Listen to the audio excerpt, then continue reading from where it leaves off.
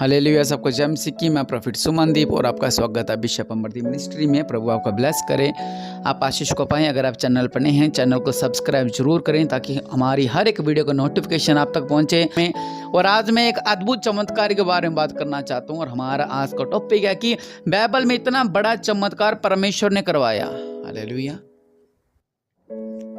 प्रभु यीशु मसीह ने अंधों को आंखें दी, लंगड़ों को चलाया, मुर्दों को जिंदा किया, अद्भुत अद्भुत कार्य किए हैं। लेकिन परमेश्वर ने इनके बीच में अद्भुत कार्य को किया। हालेलुया। अद्भुत कार्य क्या था?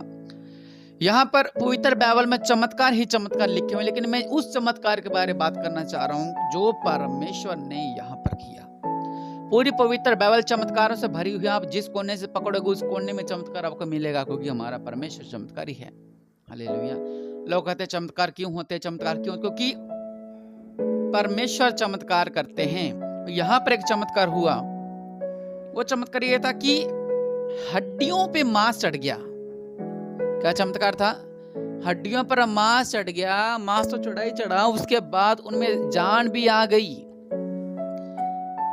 हड्डा रोडी पे आपने देखा होगा, जब आप हड्डा रोडी पे जाते हो, किस गांव में से निकलते हो, हमारे भी जब गांवों में से जाते हैं प्रार्थना करने, कुछ गांव में हड्डा रोडी बनी होती, वहां पर इतनी स्मेल आती, इतनी बदबू आती, वहां पे कोई उसके पास भी नहीं जा सकता और हर गांव वाला उस हड्डा रोडी को वहां से भगाना चाहता है। यहाँ पर परमेश्वर ने हड्डा रोडी के अंदर चमत्कार किया। हालेलुया। वो हड्डा रोडी किस चीज की थी? वो हड्डा रोडी उस चीज की थी, जब युद्ध हुआ तो पूरी सेना की सेना वहां पर खत्म हो चुकी थी। आपने देखा होगा पुराने टाइम में जब युद्ध होते थे तो वहां पर सेनाओं की सेना वहीं पे पड़ जाती थी। किसी गर्दन कट गई, किसका हाथ कट गया, किसके लात कट गई, किसको मार दिया, वहीं पर पड़े रहते थे। वो ऐसी हड्डा रोडी के अंदर, ऐसी तराई में परमेश्वर उसको लेकर चला गया। हालेलुया। वहां पर क्या हुआ? वहां पर परमेश्वर ने कहा और वैसा ही हो गया। हालेलुया। वचन कहता है कि यहोवा की शक्ति मुझ पर हुई और वह मुझ में अपना आत्मा समाकर बाहर ले गया, मुझे तराई के बीच खड़ा कर दिया। वह तराई हड्डियों से भरी हुई थी। हालेलुया। इस वचन के आप एक एक बात को समझे, इसके गहराई को समझे और इसके एक बात के विश्वास को समझे। वचन आपने 100 बार पढ़ा होगा, मैं भी इसको 100 बार पढ़ सकता हूं आपके सामने, लेकिन इसकी गहराई को समझे, इस वचन के विश्वास को समझे। इस वचन के अंदर कि परमेश्वर उसे आत्मा संवा कर बाहर ले गया और हड्डा, जहां पर हड्डियों से भरी हुई तराई थी, वहां पर ले गया। और परमेश्वर उससे क्या कह रहे हैं कि तब उसने मुझे उनके चारों ओर घुमाया और तराई की बहुत तय पर बहुत सी हड्डियां थी और वह बहुत सूखी थी। तब उसने मुझसे पूछा, हे मनुष्य के संतान, क्या ये हड्डियां जी सकती हैं? मैंने कहा, हे परमेश्वर यहोवा तू ही जानता है। उसने पूछा कि क्या हड्डियां जी सकती हैं? उसने कहा, परमेश्वर तू ही जानता है। तब उसने मुझसे कहा, इन हड्डियों से भविष्यवाणी करके क्या है, हे सूखी हड्डियों, यहोवा का वचन सुनो। ये किससे कह रही है? परमेश्वर, एक इंसान ये कर रहा है। हालेलुया। हालेलुया। यह हिजकिय्याह के द्वारा परमेश्वर ने कहा कि इन हड्डियों से कहे। हालेलुया। तब उसने मुझसे कहा, इन हड्डियों से भविष्यवाणी करके क्या है, सूखी हड्डी, यहोवा का वचन सुनो। परमेश्वर युवा तुम हड्डियों से यूं कहता है, देखो मैं आप तुम में सांस संवाऊंगा और तुम जी उठोगी। मैं तुम्हारी नसें उपजाकर मांस चढ़ाऊंगा और तुमको चमड़ से ढांपूंगा और तुम्हें सांस संवाऊंगा और तुम जियोगी और तुम जान लोगे कि मैं ही यहोवा हूं। इस आज्ञा के अनुसार मैं भविष्यवाणी करने लगा और मैं भविष्यवाणी कर ही रहा था कि एक आहट आई, भूडल हुआ और वे हड्डियां इकट्ठी होकर हड्डी से हड्डी जुड़ गई। परमेश्वर ने हिजकिय्याह से कहा, कार्य परमेश्वर का था। हालेलुया। मैं देखता रहा कि उनमें नसें उत्पन्न हुई और मांस चढ़ा और वह ऊपर चमड़ से ढंप गई, परंतु उनमें सांस कुछ नहीं था। तब उसने मुझसे कहा, हे मनुष्य की संतान, सांस से भविष्यवाणी कर और सांस से भविष्यवाणी करके कहे, सांस परमेश्वर यहोवा यूं कहता है, चारण दिशाओं से आकर इन घात की हों में से समा जा कि जी उठे। उसकी इस आज्ञा के अनुसार मैंने भविष्यवाणी की, तब सांस उनमें आ गई और वह जीकर अपने अपने पांवों के बल खड़े हो गए और एक बहुत बड़ी सेना हो गई। हालेलुया। हालेलुया। आप चमत्कार की गहराई को समझें।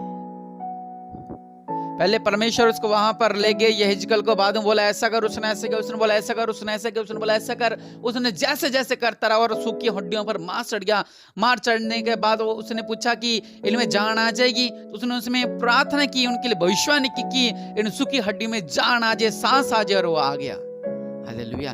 जैसा जैसा परमेश्वर कह रहा है वैसे वैसे उनके बीच में चमत्कार हो रहे। यही मैं आपसे कहना चाहता हूं परमेश्वर के लोगों की, अगर हमारी परिस्थिति मुर्दा हो चुकी है, अगर हमारे हालात मुर्दा हो चुके हैं, अगर हम मसीह में चलते चलते थक गए हैं, अगर हम परीक्षा में फंसते फंसते थक गए हैं, तो परमेश्वर के लोगों, परमेश्वर आपसे यही कहते हैं कि तुम प्रार्थना करते रहो और तुम्हें आशीष मिलने वाली ही है।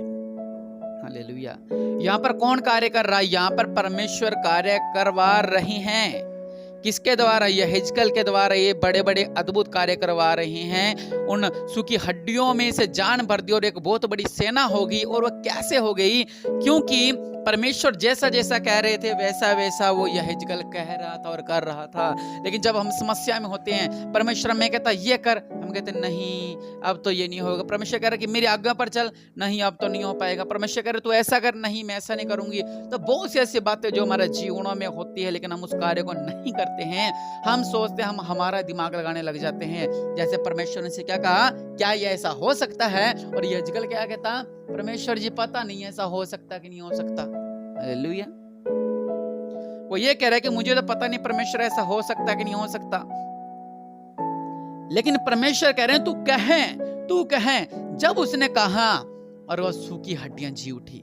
आपके सूखे हालात जी उठेंगे जैसा परमेश्वर आपसे कहते हैं। अगर आप वैसा करेंगे तो आपके मुर्दा हालात जी उठेंगे जैसा परमेश्वर आपसे कहते हैं। अगर आप वैसा करेगा तो आपके हालात बदल जाएंगे। अगर जैसा परमेश्वर आपसे कहते हैं अगर आप वैसा करेंगे तो आपका जीवन बदल जाएगा। जैसा परमेश्वर आपसे कहते हैं अगर आप वैसा करेंगे तो आपके विलाप के दिन समाप्त हो जाएंगे। जैसा परमेश्वर आपसे कहते हैं अगर आप वैसा करोगे तो। लेकिन करना क्या है? जैसा जैसा हमें परमेश्वर कहते हैं वैसा वैसा हमें करना है। लेकिन सबसे बड़ी बात यह है कि परमेश्वर ने यहेजकेल को ही चुना, क्योंकि यहेजकेल दिन रात प्रार्थना किया करता था, दिन रात स्तुति किया करता था और परमेश्वर में लवलीन था, परमेश्वर को समझता था, परमेश्वर की बातों को समझता था और परमेश्वर ने इसको चुना इतनी बड़ी गवाही के लिए। तो परमेश्वर के लोगों, सबसे जरूरी बात हमें परमेश्वर को समझना है, हमने परमेश्वर का पहनना है, हमने परमेश्वर को अंदर संभाल लेना है, हमने परमेश्वर के अंदर डूब जाना है, तो ही परमेश्वर हम तक पहुंचेंगे। क्योंकि हमारे मन में बहुत कुछ होता है और उसके अंदर एक छोटे से कोने में हमारी प्रार्थना पड़ी होती है। हमारे दिल में बहुत कुछ होता है और छोटे से कोने में एक छोटा सा वचन पड़ा होता है। हमारे दिमाग में बहुत कुछ होता है और छोटे से कोने में छोटी सी आराधना पड़ी होती है। हमारी सोच में बहुत कुछ होता है, लेकिन छोटे से कोने में छोटी सी प्रार्थना आत्मिक जीवन पड़ा होता है। वो छोटा नहीं, बल्कि जब जहां जहां परमेश्वर झांके, जहां जहां परमेश्वर देखे, तो आप परमेश्वर का तृप्त मिलो। तृप्त मतलब आप फलवंत मिलो, आप भरपूर भरे मिलो पवित्र आत्मा से, उसके वचनों से, उसकी प्रार्थना से, उसके आराधना से, उसके अभिषेक से आप भरे मिलो उस परमेश्वर को, आप भरे मिलो उस परमेश्वर को। और रबस्सा लख रबा नमराजों का राजा प्रभु प्रभु, इनके सूखे हालात बदल जाए मेरे पिता, इनके सूखे हालात बदल जाएं। यहाँ पर एक बहुत बड़ी सेना तैयार होगी मेरे पिता, और आपने ये सेना अपने दास के द्वारा, यहेजकेल के द्वारा तैयार करो और आप कहते रहे वो होता रहा। अगर आज आप इनसे बात कर रहे हो तो मेरे पिता परमेश्वर इनके हालात बदल जाए मेरे पिता, इनके सूखी हड्डियों में जान आ जाए मेरे पिता, इनके सूखे हालात बदल जाए, इनका सूखा जीवन बदल जाए, इनके सूखे घर हरे भरे हो जाए, इनके सूखे खेत हरे भरे हो जाए, सूखा जीवन हरा भरा हो जाए, हर तरह के बंधन टूट जाए। परमेश्वर जी इन पे दया करो, इन पे कृपा करो मेरे पिता, और इस वचन के द्वारा मेरे पिता इनके बंधन टूट जाए मेरे पिता। और आज आपसे वायदा करते हैं कि हाँ प्रभु, हम लवलीन रहेंगे आपके अंदर, हम भरे रहेंगे आपके अंदर, हम डूबे रहेंगे आपके अंदर, हम समय रहेंगे आपके अंदर, हम समय रहेंगे आपके अंदर, हम आशीष रहेंगे मेरे पिता, जब तक आप हम आपके संग रहेंगे मेरे पिता। वो दया करने वाले परमेश्वर प्रभु जी इनके बीच में अद्भुत कार्य करो मेरे पिता। ये आशीष तो नहीं पाए, ये ब्लेस्ड होने पाए, आशीष तो नहीं पाए, ये ब्लेस्ड होने पाए मेरे पिता। आप इनसे ही बात करें मेरे पिता।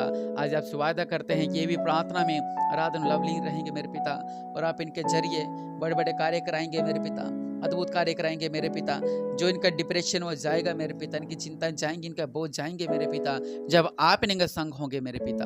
इन्हें ब्लेस करें मेरे पिता, प्रभु जी इन पे दया कर मेरे पिता, ये आशीष तो पाए मेरे पिता, आमीन। और सच में इस वचन के द्वारा आप इसकी गहराई को समझे, इस वचन की आप गहराई को समझे कि कैसे परमेश्वर कैसे कैसे कैसे बड़े बड़े कार्य करवा रहे हैं एक मनुष्य से। हालेलुया।